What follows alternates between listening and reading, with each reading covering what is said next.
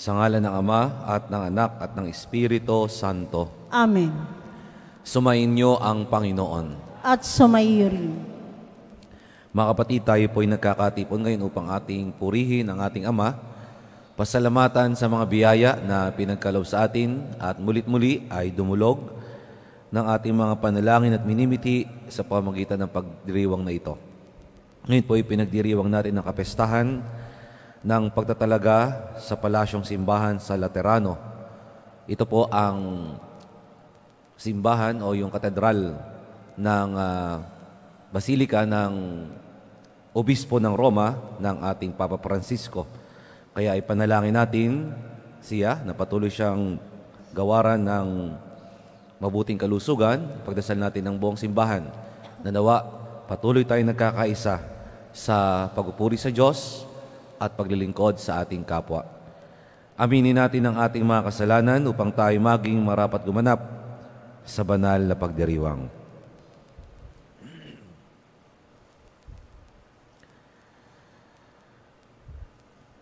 Inaamin ko sa makapangyarihang Diyos at sa inyong mga kapatid na lubha akong nagkasala sa isip, salita, sa gawa at sa aking pagkukulang. Kaya isinasamo ko sa mahal na Birheng Maria, sa lahat ng mga anghel at mga banal, at sa inyong mga kapatid na ako'y panalangin sa Panginoong ating Diyos. Kawaan tayo ng makapangyarihang Diyos, patawarin tayo sa ating mga kasalanan, at patnubayan tayo sa buhay na walang hanggan. Amen.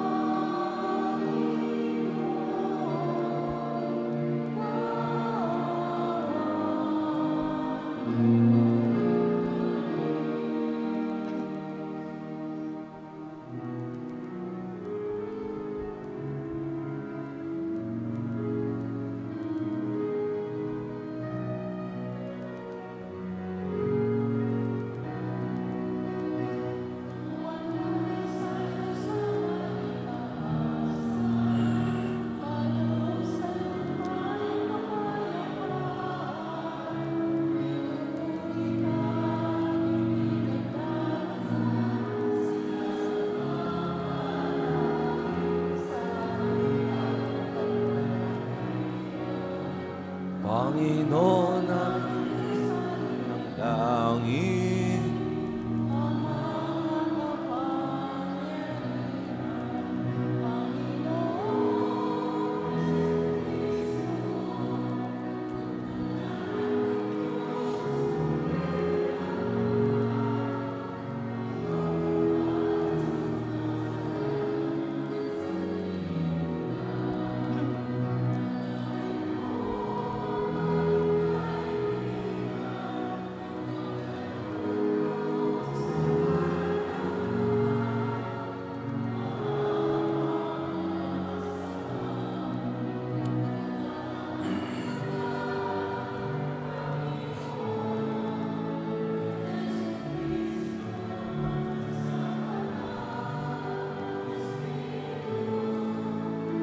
sa walhati ng Ama.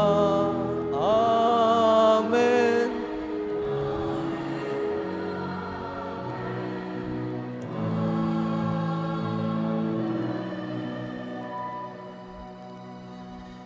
Manalangin tayo.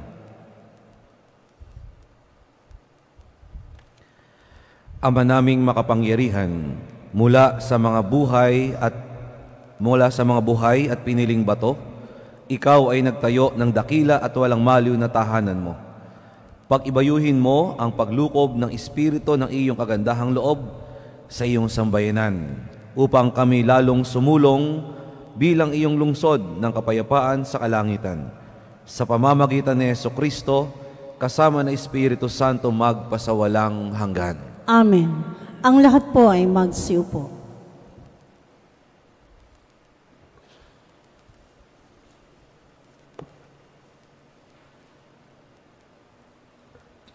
Pagbasa mula sa aklat ni Propeta Ezekiel.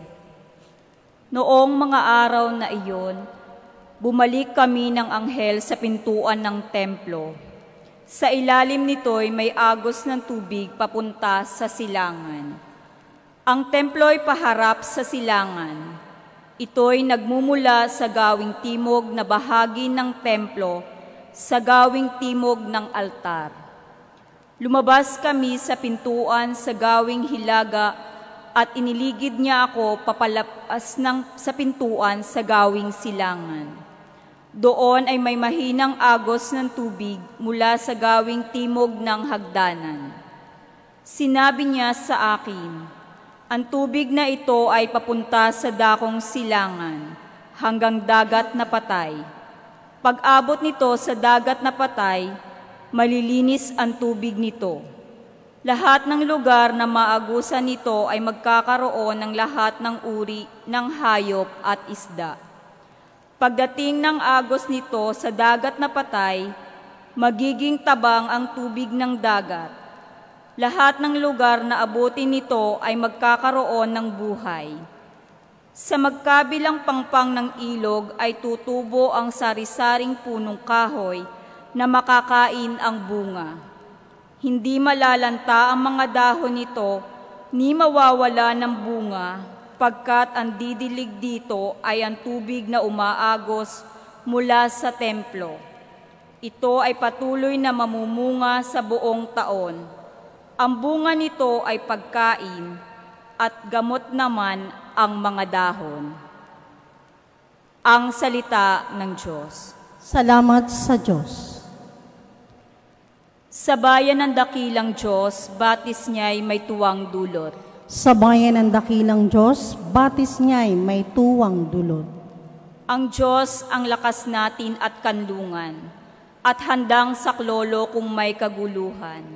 Di dapat matakot, mundo'y mayanigman, kahit na sa dagat ang bundok mabuwal. Sa bayan ng dakilang Diyos, batis niya'y may tuwang dulot. May ilog ng galak sa bayan ng Diyos. Sa banal na templo'y ligaya ang dulot. Ang tahanang lungsod ay di masisira. Ito ang tahanan ng Diyos na dakila. Mula sa umaga ay kanyang alaga. Sa bayan ng dakilang Diyos, batis niya'y may tuwang dulot. Nasa atin ang Diyos makapangyarihan, ang Diyos ni Jacob na ating kanlungan. Anuman ang kanyang ginawa sa lupa, sapat ng pagmasdan at ika'y hahanga. Sa bayan ng dakilang Diyos, batis niya'y may tuwang dulot.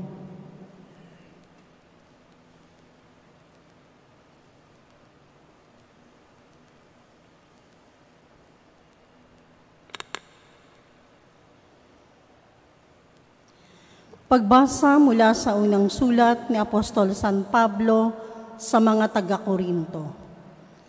Mga kapatid, kayo ang gusali ng Diyos ayon sa kaloob ng Diyos sa akin.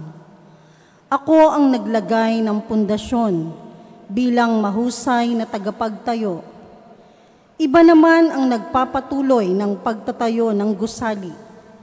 Ngunit maging maingat ang bawat nagtatayo, sapagkat wala ng ibang pundasyon na maaaring ilagay liban sa nailagay na ni Hesukristo. Hindi ba ninyo alam na kayo'y templo ng Diyos at naninirahan sa inyo ang kanyang Espiritu? Parurusahan ng Diyos ang magwasak ng templo niya, sapagkat banal ang templo ng Diyos at kayo ang templong iyan. Ang salita ng Diyos. Ang lahat po ay magsitayo.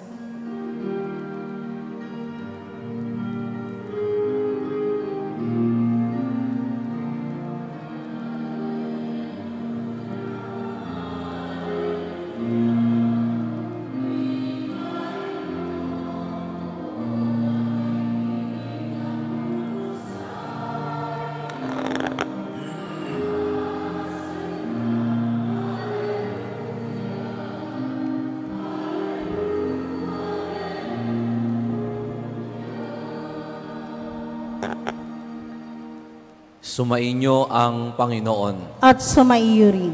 Ang mabuting balita ng Panginoon ayon kay San Juan. Papuri sa iyo, Panginoon. Malapit na ang Paskwa ng mga Hudiyo, kaya't pumunta si Jesus sa Jerusalem. Nakita niya sa templo ang mga nagbibili ng mga baka, mga tupa at mga kalapati at ang mga namamalit ng salapi. Gumawa siya ng isang panghagupit na lubid at ipinagtabuyang palabas ang mga mangangalakal, pati mga baka at tupa. Isinabog niya ang salapi ng mga namamalit at pinagtataob ang kanilang mga hapag.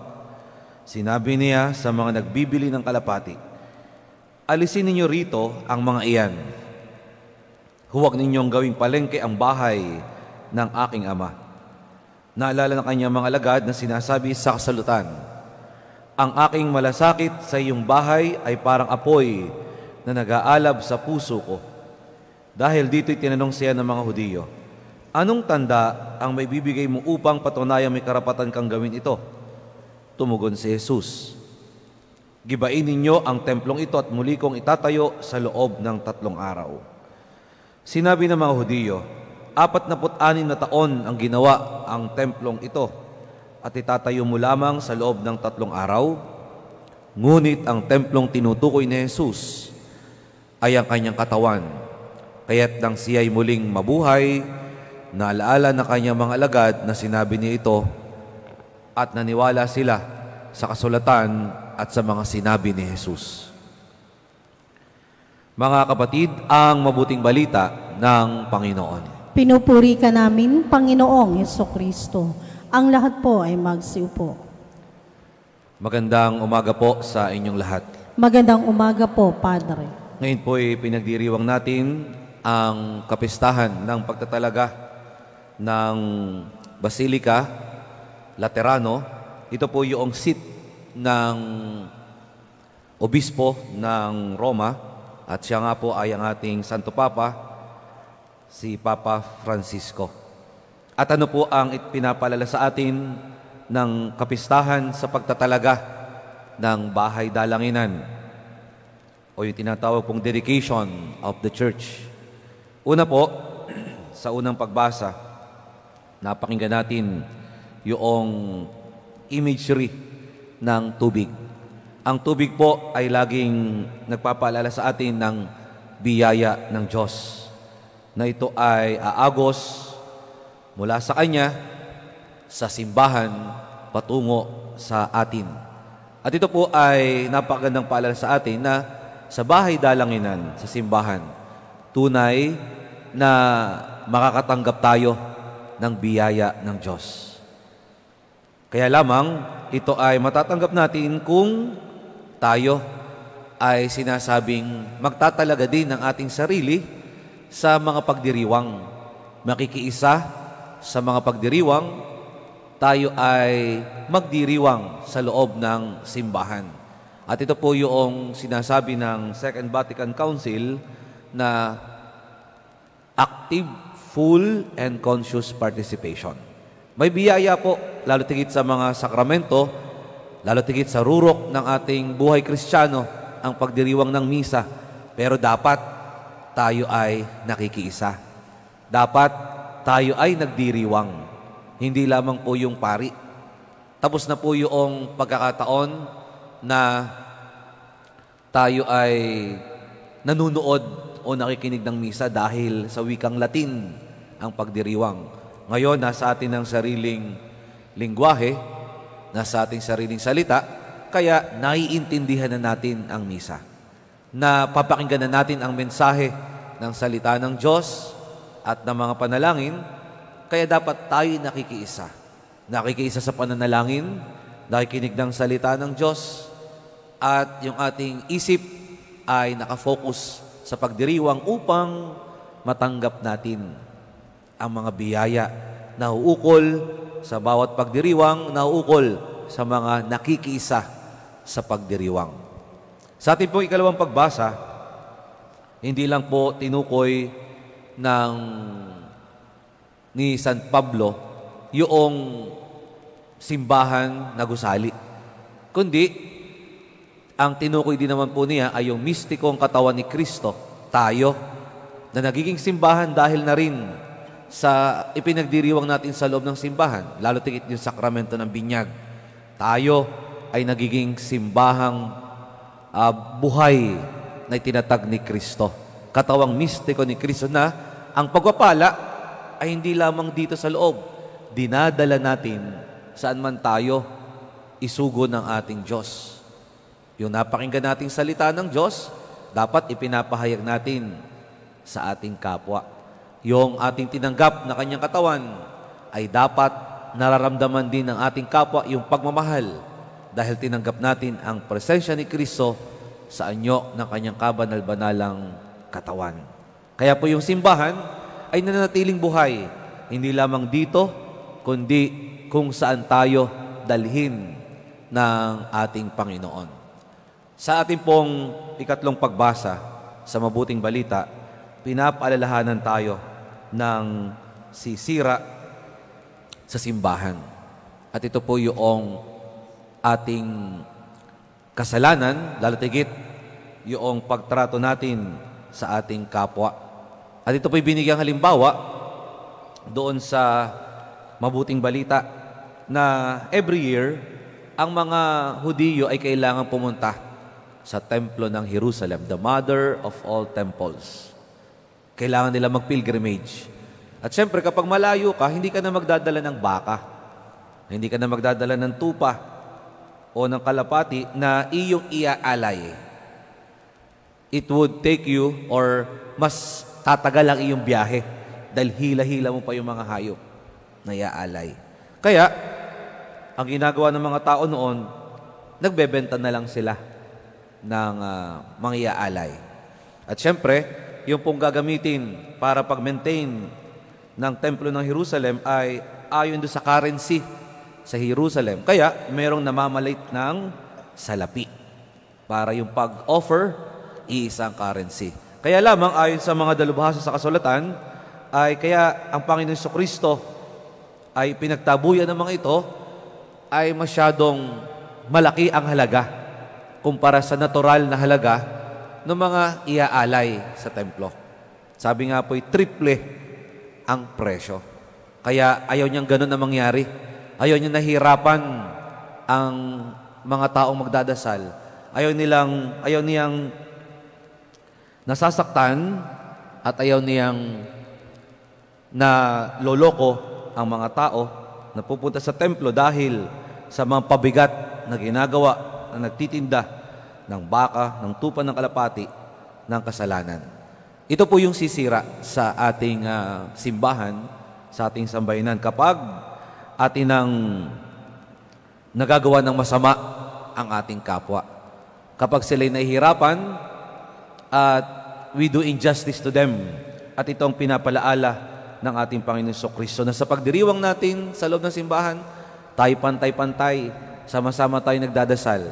Sa pagdiriwang natin sa loob ng simbahan, tayo iisa ang layunin, ang purihin ng Diyos. Sa pagdiriwang natin sa loob ng simbahan, sama-sama tayong humihingi ng tawad, umaasa sa kanyang pagmamahal. Kaya ayaw niya na sa labas ng simbahan, kahit sa loob ng simbahan, gumagawa tayo ng pagkaalipin, ginagawa natin ng mali, ginagawa natin ng masama ang ating kapwa dahil ito ang sisira sa diwa ng simbahan. Simbahang itinatag ni Kristo, simbahan na pinagpapatuloy ni Kristo, lalo tigit sa mga sakramento, kapag tayo ay gumagawa ng masama sa ating kapwa. Kaya nga po, sa tuwing tayo nagmimisa, tayo humihingi ng tawad sa ating mga nagawang pagkakamali o yung mga hindi natin nagawa sa ating mga kapatid sa panimula ng misa. Dahil mahalaga ng simbahan, lalo tigit ang tao na bumubuo nito ay magkakaisa sa pagpupuri sa Diyos, hindi gumagawa ng kasalanan sa bawat isa, magkakasama sa pagpupuri at nagpapahayag ng pagmamahal. Kaya, sa pagpapatuloy po ng ating pagdiriwang, sa pananalangin natin sa Santo Papa, sa Obispo ng Roma, sa buong simbahan, ipanalangin din natin na maiwasan natin gumawa ng makasasakit sa ating kapwa.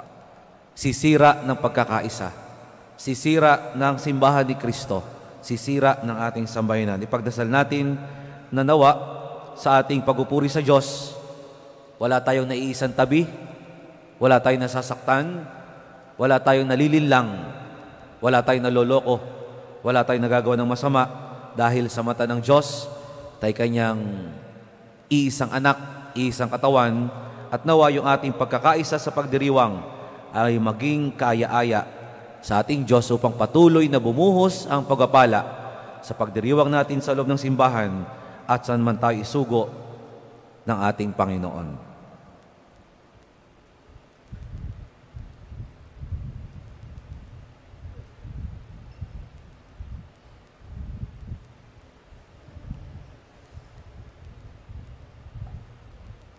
Magsitayo na po ang lahat.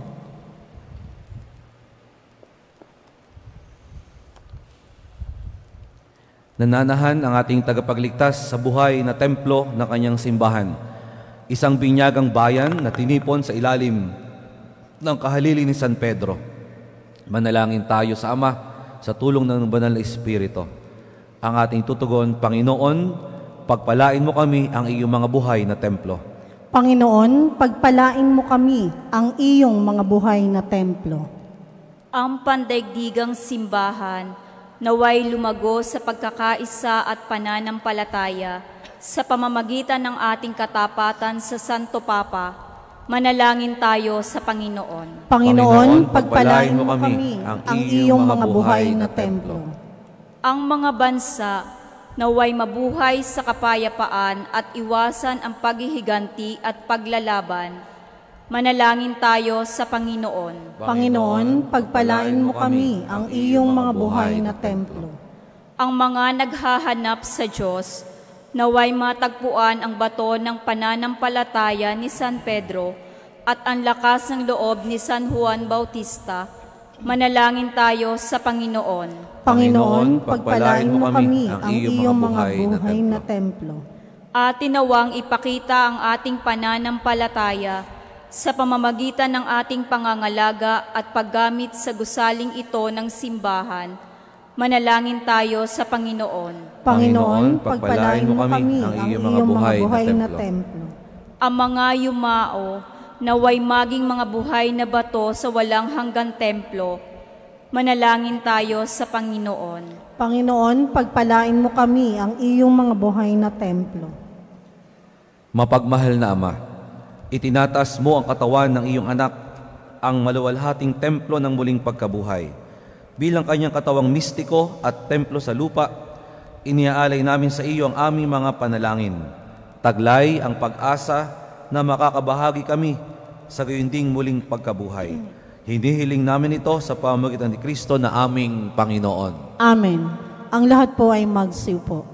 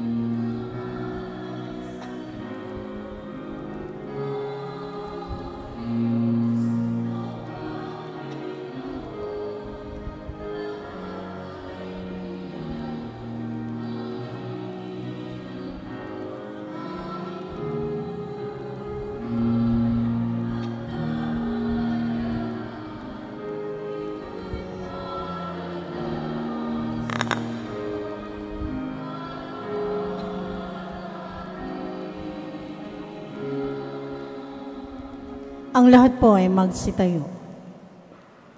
Manalangin kayo mga kapatid upang paghahain natin ni kalugdan ng Diyos Amang makapangyarihan. Tanggapin nawa ng Panginoon itong paghahain sa iyong mga kamay, sa kapurihan niya at karangalan sa ating kapakinabangan at sa buong sambayanan niyang banal. Ama naming lumikha, tanggapin mo ang paghahain ito at ipagkaloob mo sa mga nananalangin sa iyo ang lakas na dulot ng paikinabang sa mga iniaalay dito. Sa pamamagitan ni Jesucristo, kasama ng Espiritu Santo magpasawalang hanggan. Amen. Sumainyo ang Panginoon. At sumaiyo rin. Itaas sa Diyos ang inyong puso at diwa. Itinaas na namin sa Panginoon. Pasalamatan natin ang Panginoong ating Diyos. Marapat na siya'y pasalamatan. Ama naming makapangyarihan, tunay ngang marapat na ikaw ay aming pasalamatan sa pamamagitan ni Jesucristo na aming Panginoon. Niloob mong dito sa gusaling itinayo namin ang iyong sambahinay lagi mong makapiling sa aming pagdulog upang sa iyo makarating. Dito mo inilalahad at laging ginaganap ang ipinahihiwatig mong pakiisa sa lahat. Dito mo ipinakikilalang sa aming kanananahan sapagkat kami iyong tinipong sambayanan, may mga kapanalig sa buong daigdig at sa katawan ni Kristo ipawang kaanib na magkakapisang ganap sa Jerusalem sa langit. Kaya kaisa ng mga anghel na nagsisiawit ng papuri sa iyo nang walang humpay sa kalangitan kami nagbubunyi sa iyong kadakilaan.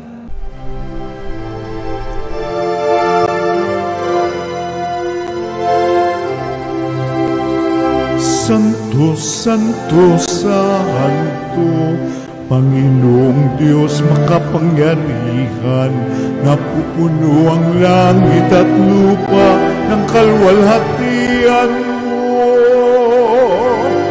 Hosana sa kaitaasan,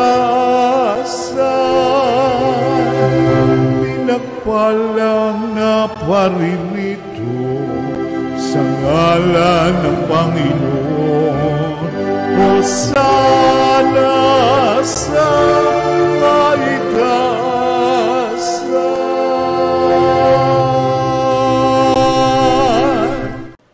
Ama naming banal, ikaw ang bukal ng tanang kabanalan. Kaya't sa pamagitan ng iyong Espiritu, gawin mong banal ang kaloob na ito upang para sa amin maging katawan at dugo ng aming Panginoong Hesukristo. Bago niya pinagtiis ang kusang loob na maging handog, hinawakan niya ang tinapay, pinasalamatan kaniya, pinaghati-hati na iyon iniabot sa kanyang mga alagad at sinabi, "Tanggapin ninyong lahat ito at kanin.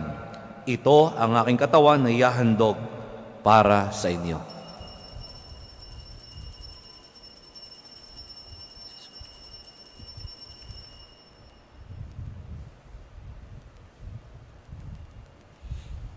Gayon din naman nung matapos ang hapunan, hinawakan niya ang kalis, muli kanyang pinasalamatan. Iniabot niya ang kalis sa kanyang mga alagad at sinabi, "Tanggapin ninyong lahat ito at inumin. Ito ang kalis ng aking dugo ng bago at walang hanggang tipan. Ang aking dugo na ibubuhos para sa inyo at para sa lahat sa kapagpapatawad ng mga kasalanan. Gawin ninyo ito sa pag-alaala sa akin."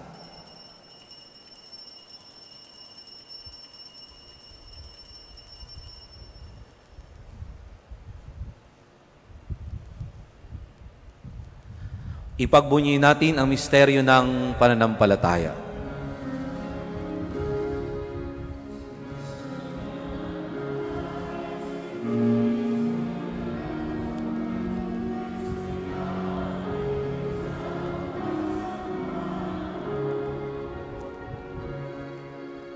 Ama, ginagawa namin ngayon ang pag-alaala sa pagkamatay at muling pagkabuhay ng iyong anak, kaya't iniaalay namin sa iyo ang tinapay na nagbibigay buhay at ang kalis na nagkakaloob ng kaligtasan.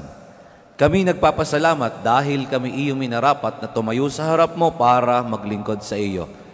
Isinasamo namin kami magsasalo-salo sa katawan at dugo ni Kristo ay mabuklod sa pagkakaisa sa pamamagitan ng Espiritu Santo. Ama, lingapin mo ang iyong simbahang laganap sa buong daigdig. Puspusin mo kami sa pag-ibig kay San Francisco na aming Santo Papa at ni Melray naming Obispo at ng Tanang Kaparian. alalahanin mo rin ang mga kapatid naming nahimlay nang may pag-asang sila'y muling mabubuhay, gayon din ang lahat ng mga pumanaw. Kaawaan mo sila at patuloyin sa iyong kaliwanagan. Kaawaan at pagindapatin kaming lahat na makasalo sa iyong buhay na walang wakas. Kaisa ng mahal na Birheng Maria na ina ng Diyos, ng kanyang kabiyak na pusong si San Jose, kaisa ng mga apostol at ang lahat ng mga banal na namuhay dito sa daigdig ng kalugod-lugod sa iyo, may pagdiwang nawa namin ang pagupuri sa kararangal mo sa pamamagitan ng iyong anak na aming Panginoong Heso Kristo. Sa pamamagitan ni Kristo kasama niya at sa Kanya, ang lahat ng parangal at papuri ay sa iyo, Diyos, amang makapangyarihan, kasama na Espiritu Santo magpasawalang hanggan.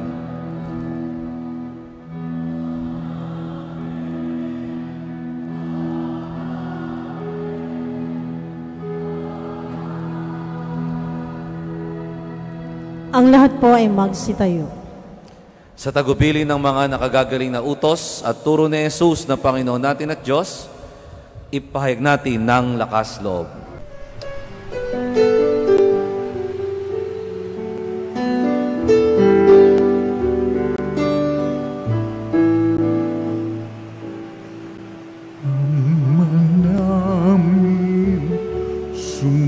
Sumasalang ka, sambahin ang ngalan mo, mapasamin ang kaharian mo, sundin ang loob mo dito sa lupa para nang sa langit. Bigyan mo po kami ngayon ng aming kakanin sa araw-araw, at patawarin mo kami sa aming mga sala, para ng pagpapatawan namin sa nagkakasala sa amin, at huwag mo kaming ibang dulot sa tukso,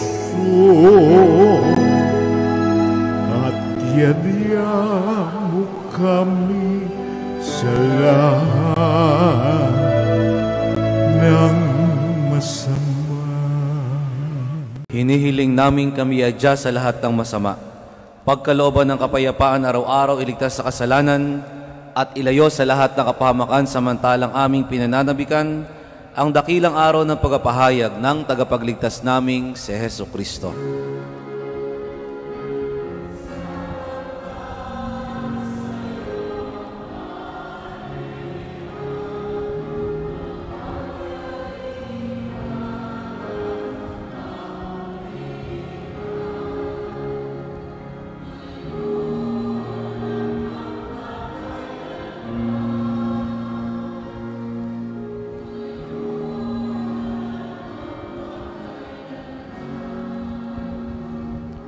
Panginoong Jesucristo, sinabi mo sa iyong mga apostol, kapayapaan ang iniiwan ko sa inyo. Ang aking kapayapaan ang ibinibigay ko sa inyo. Tunghayan mo ang aming pananampalataya at huwag ang aming pagkakasala. Pagkalooban mo kami ng kapayapaan at pagkakaisa ayon sa iyong kalooban, kasama na Espiritu Santo magpasawalang hanggan. Amen. Ang kapayapaan ng Panginoon ay laging sumainyo. At sumaiyo rin. Magbigayan kayo ng kapayapaan sa isa't isa.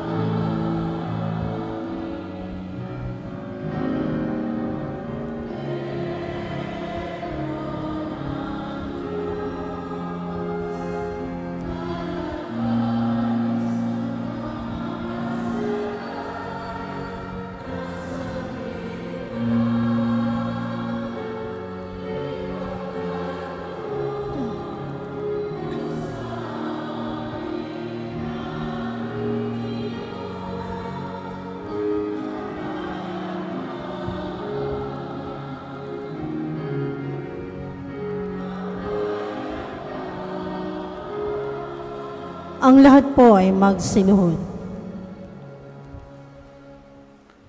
Ito ang kordero ng Diyos, ito nag-aalis ng kasalanan ng sanlibutan. Mapalad ang mga inanyayahan sa kanyang piging. Panginoon, hindi ako karapat-dapat na magpatuloy sa iyo, ngunit sa isang salita mo lamang ay gagaling na ako.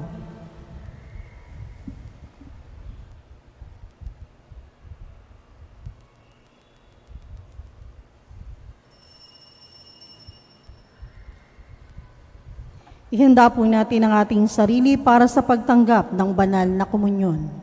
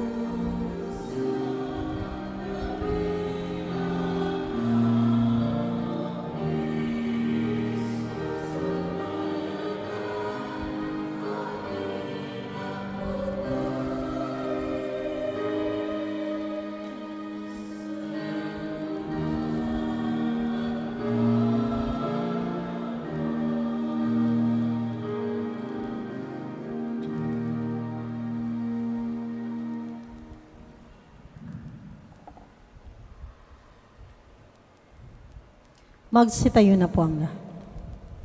Manalangin tayo. Ama naming mapagmahal, niloob mong ang lungsod ng kapayapaan sa langit ay aming mabanaagan sa nakikita naming sambayanan mo dito sa lupang ibabaw. Ipagkalubong sa aming paikinabang, kami panahanan ng iyong kagandahang loob at ang tahanan ng iyong kadakilaan sa langit ay aming mapasok.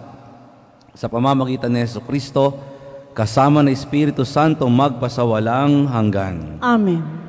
Para po sa panalangin at pagbabasbas, inaanyayahan po sa unahan na nagdiriwang ng kanilang karawan, anibersaryo ng kasal, mangingibang bansa, kukuha ng pagsusulit. Isusunod po dito ang pagbabasbas ng mga religious articles, mangyaring pumunta na rin po sa unahan.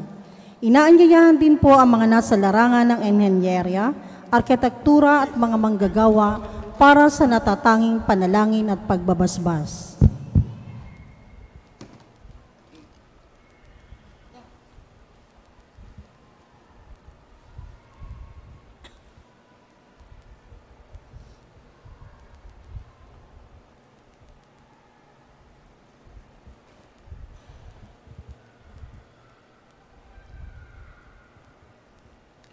Ama namin mapagmahal sa nagmumulang lahat ng mabubuting bagay, hinihiling naming basbasan mo ang mga kapatid namin ito na nagdiriwang ng kanilang kaarawan, anibersaryo ng kasal, nakatakdam ang ibang bansa sa ilalim sa pagsusulit. Pagkalooban mo sila na mas mahaba at makulog ang buhay, mabuting kalusugan, mapayapang kalooban, maliwalag na kaisipan, mga tapat na kaibigan, maayos na napuwid kaligtasan sa anumang kapahamakan. Hinihiling namin ito sa pamamagitan ni Kristo ang aming Panginoon. Amen. Ama naming makapangyarihan ang lumikha ng sanlibutan, ang gumawa ng lahat ng bagay na mabuti at banal. Ipinagkatiwala mo sa sangkatauhan ang iyong nilikha upang pagyamanin. Narito sa iyong harapan ang iyong mga anak sa larangan ng inhinyerya, arkitektura at mga manggagawa na tinatawag mo upang linangin ang iyong nilikha para sa aming kapakanan. Sa tulong ng panalangin ni San Fernando, patron ng inhinyerya, ipagkaloob mo ang mga biyayang kanilang kinakailangan upang ang kanilang paggawa ay naayon sa iyong kalooban. Naway maging kasangkapan ang mga itatayo nilang gusali at istruktura sa pagbubuo ng mga angkan sa bayan at simbahan. Hinihiling namin ito sa pamamagitan ni Kristo kasama ni Espiritu Santo ngayon at magpasawalang hanggan. Amen. San Fernando, aming patron. Ipanalangin mo kami. Naway gawaran ng Diyos ang pagpapala mga kasangkapan sa panalangin upang ang mga ito ay maging gabay sa pagtahak sa kabanalan at paghahangad ng buhay sa kalangitan sa pamamagitan ni Kristo kasama ng Espiritu Santo magpasawalang hanggan. Amen.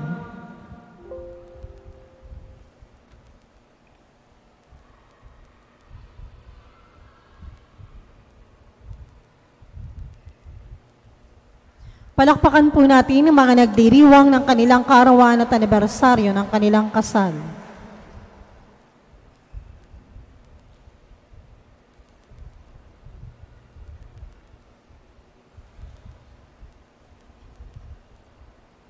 Tayo po'y magsitayo para sa panalangin sa mga yumao. Ama naming makapangyarihan, gawaron po ng kapayapaang walang hanggan ang mga kapatid namin yumao at nawa kanilang tamuhin at tanggapin ang pangakong buhay na walang hanggan. At lahat ay tiniling namin sa pamamagitan ni Kristo ang aming Panginoon. Amen.